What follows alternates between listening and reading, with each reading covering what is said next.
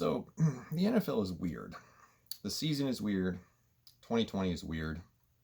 Nothing can ever be normal.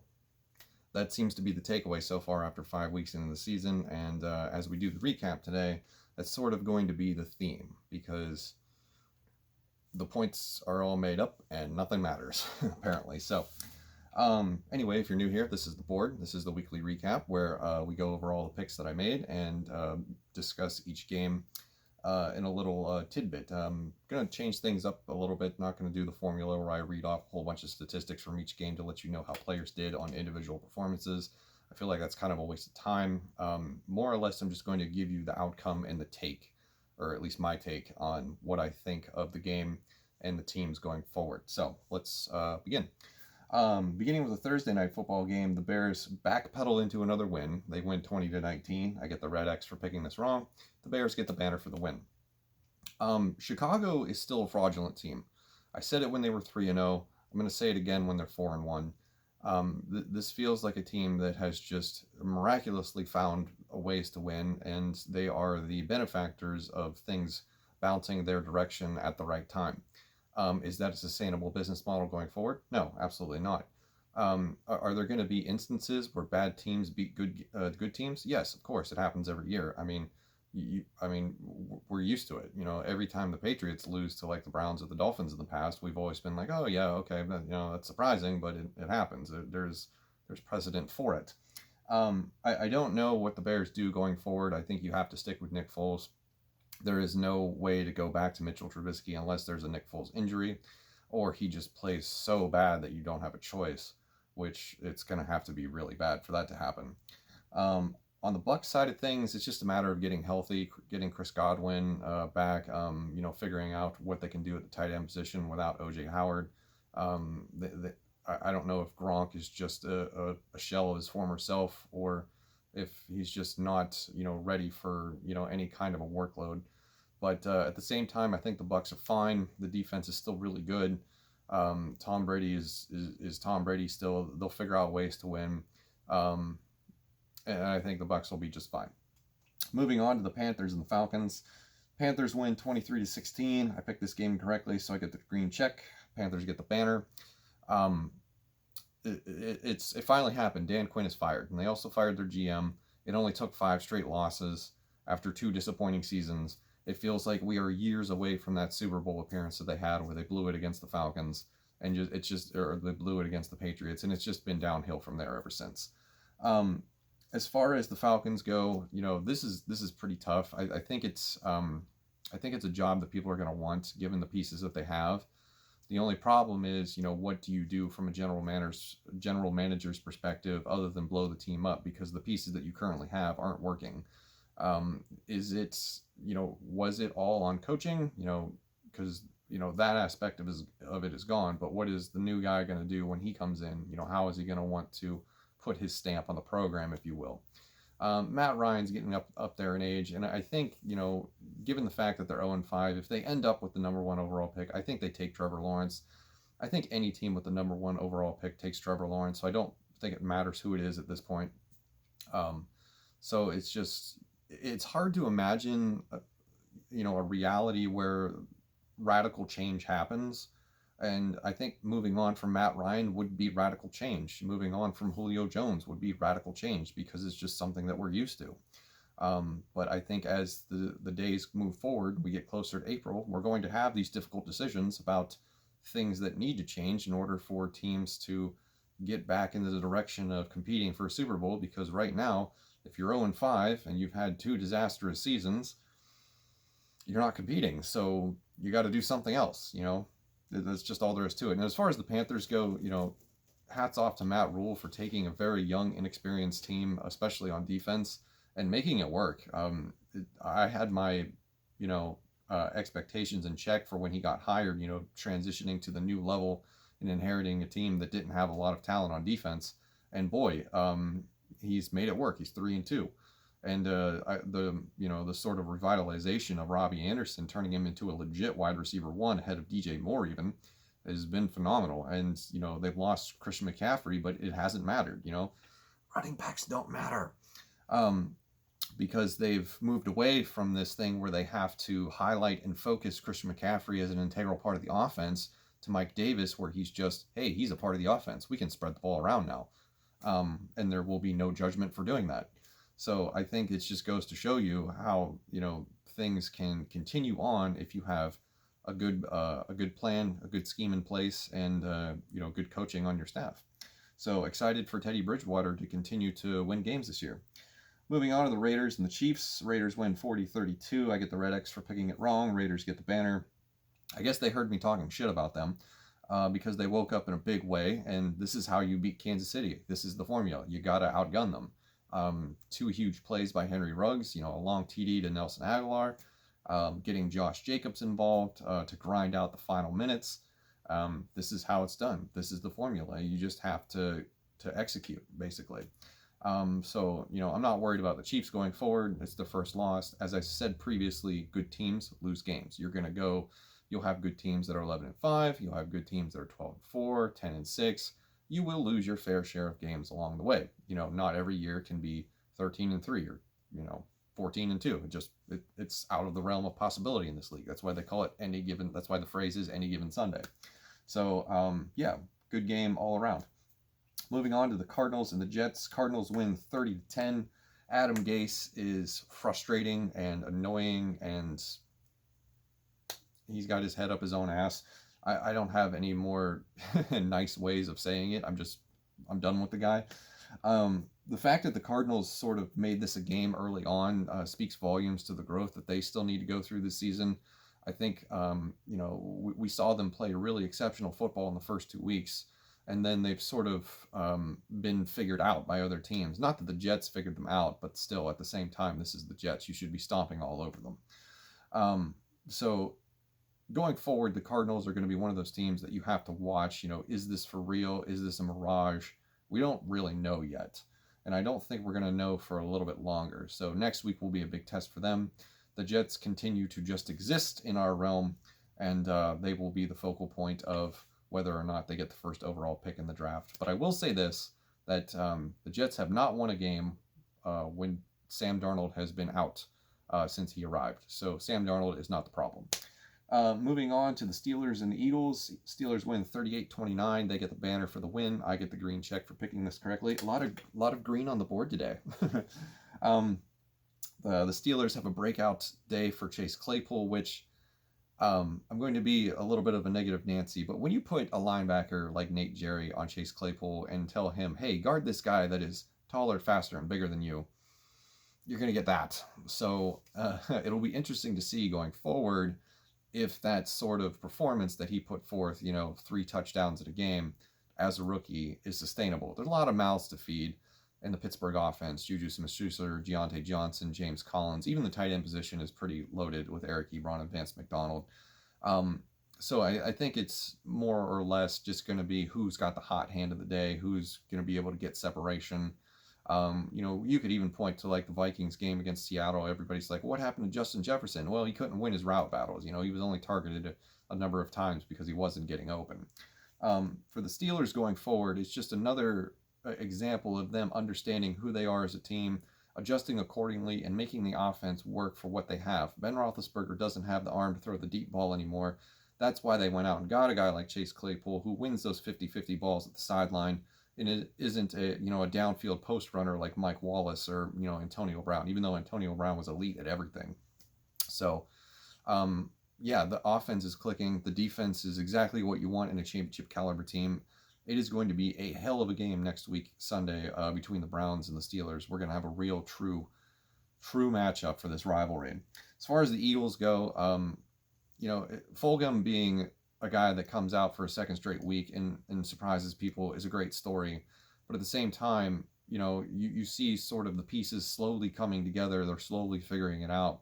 And, able to put up 29 points against the Steelers, I think is impressive given all that they've lost to injury this year. So the Eagles are trending upward, but it's very minuscule trend. It's just they're sort of slowly figuring out a couple plays at a time. So I think the fact that they play in a horror division speaks volumes for what they can still accomplish this season. Moving on to the Rams and the Washington football team. Rams win 30-10. I get the green check. They get the banner. We both win. The story of the day is, of course, Kyle Allen being injured and forcing them to play Alex Smith, which he's comeback player of the year. Cancel all the contests and entries. Shut it down. There's no question. This is it. Alex Smith, comeback player of the year. Phenomenal story. Having said that, because I'm sure everybody's heard it already, as far as the Rams go, I think they heard the criticisms about the deep ball, and they unleashed with Robert Woods this time. So the offense looked good. This feels like the 2018 Rams, so I think that they're poised for a playoff run. The Washington football team has no direction.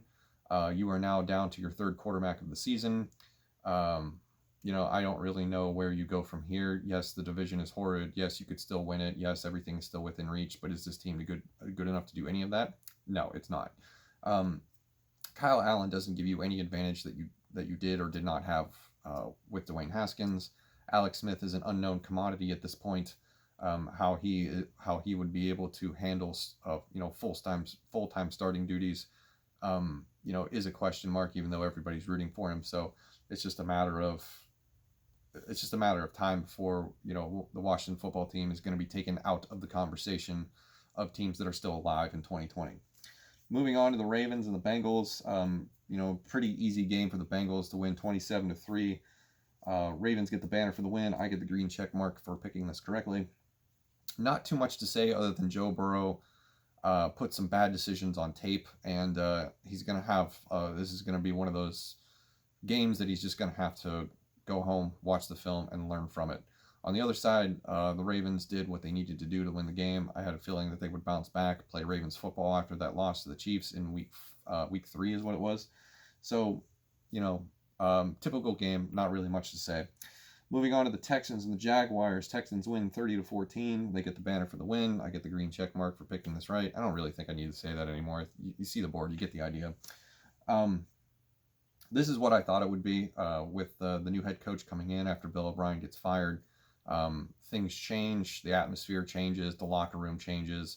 So you see a more, I don't want to say like grass is greener on the other side approach, but things are different. Any pressure that may have existed has been taken out so that you can play football without any sort of negative repercussions that you might have been experiencing prior to Bill O'Brien getting fired.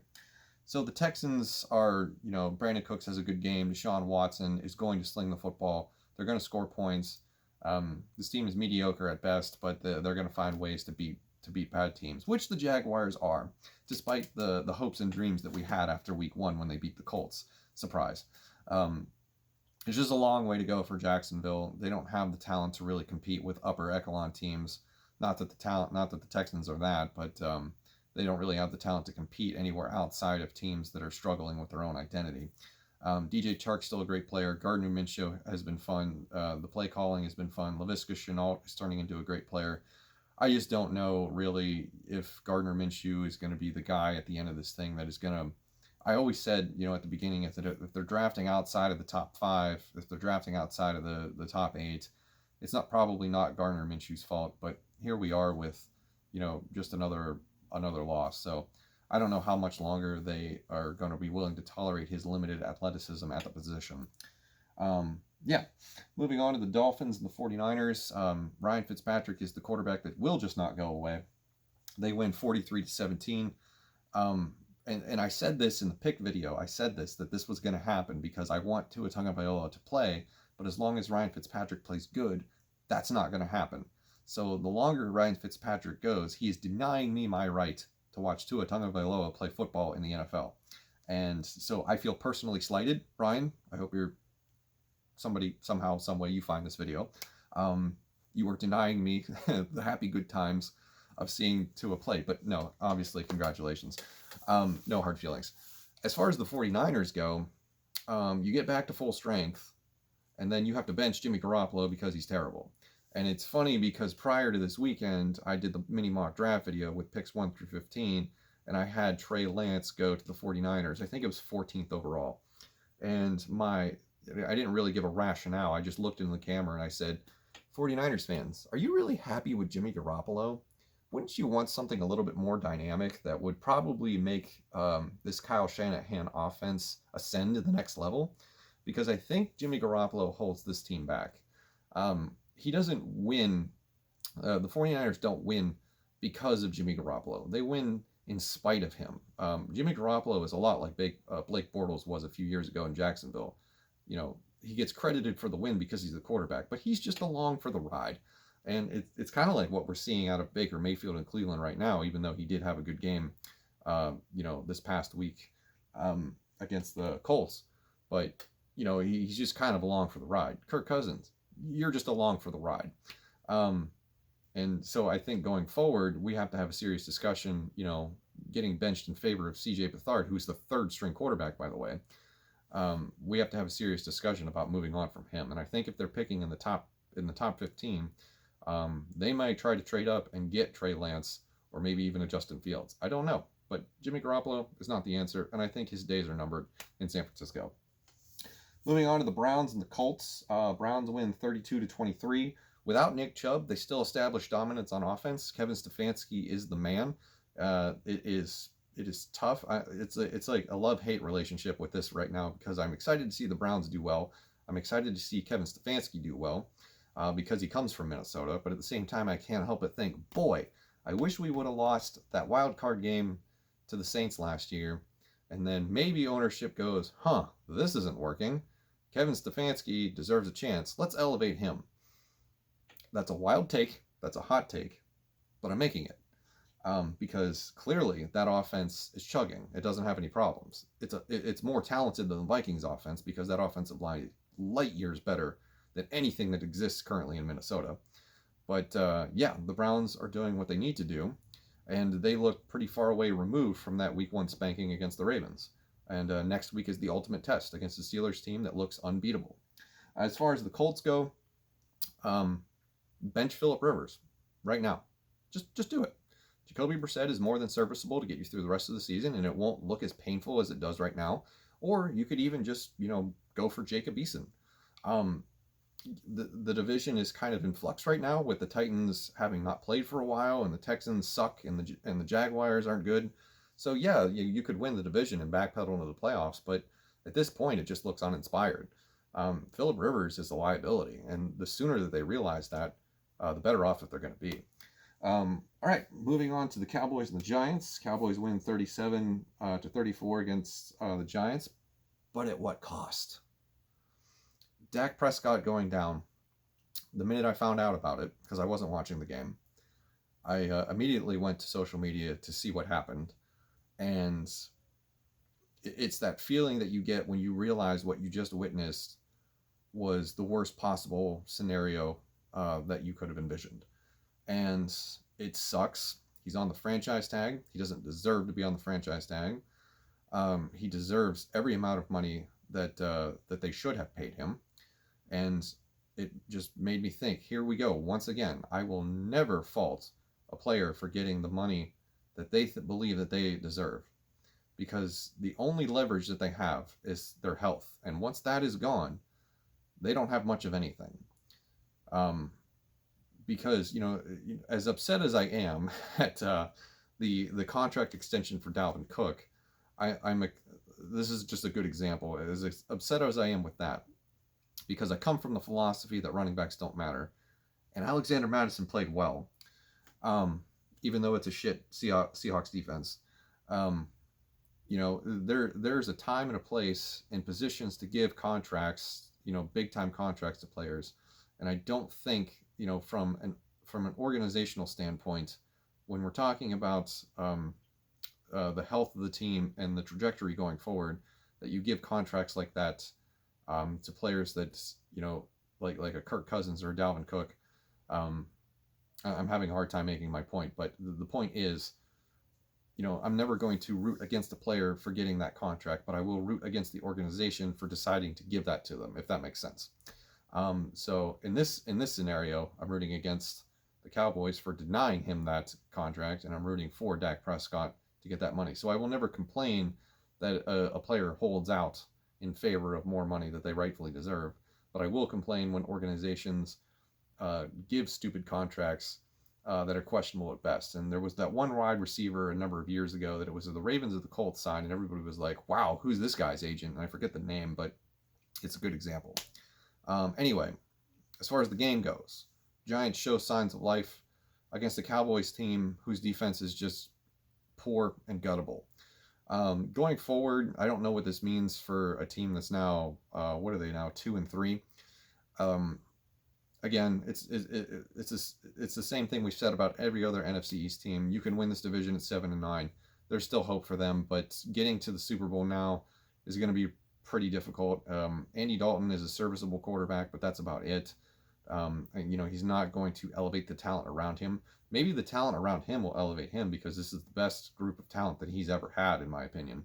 And he's also a way better. Mike McCarthy's a way better coach than what he had in Marvin Lewis in Cincinnati. I think that's a loaded statement, so maybe I'll have to backtrack that one. But at the same time, he's going to be involved in shootouts because the defense can't stop anybody. And, we've seen egregious mistakes on film before from him in Cincinnati. So it's going to be tough going forward. The Giants, they're terrible. They have the talent to probably win themselves out of the first overall pick. I think that's the Jets to lose at this point. The Giants going forward will probably stumble into 1, 2, maybe 3 wins.